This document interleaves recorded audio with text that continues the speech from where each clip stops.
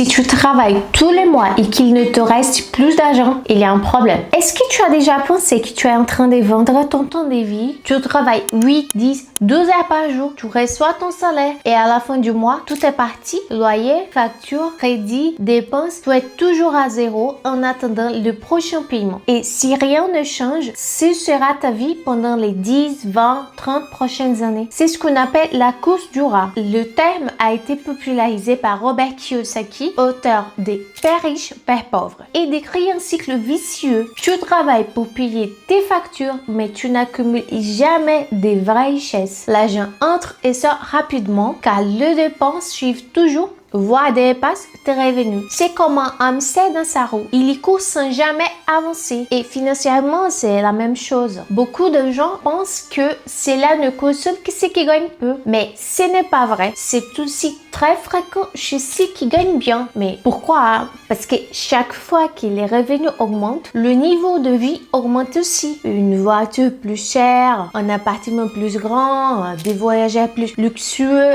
Et au final, qu'est-ce que tu restes? Rien, juste des factures plus élevées, une dépendance totale au salaire. Si tu dois travailler pour maintenir ton style de vie, ton travail ne t'enrichit pas, il te garde juste enfermé dans la course du rat. Avant d'augmenter ton niveau de vie, augmente ton patrimoine. Le patrimoine, c'est ce qui te donne la sécurité sur le long terme. De l'argent mis de côté, des investissements qui génèrent des revenus, des biens que tu peux vendre ou louer. Si tout ce que tu gagnes sert uniquement à payer tes factures et à consommer, tu ne fais que t'enfoncer encore plus dans ce cycle. Plus tu consommes, plus tu dois travailler. Le travail doit être une liberté, pas une prison. L'objectif n'est pas seulement de payer les factures, mais d'avoir des options, pouvoir voyager, refuser un travail qui ne te plaît pas, quitter un emploi sans peur, avoir de la sérénité en cas de crise. Maintenant réfléchis. Si quelque chose t'arrivait aujourd'hui, combien de temps pourrais-tu maintenir ton style de vie sans dépendre de ton prochain salaire? Si cette vidéo t'a fait réfléchir, suis-moi.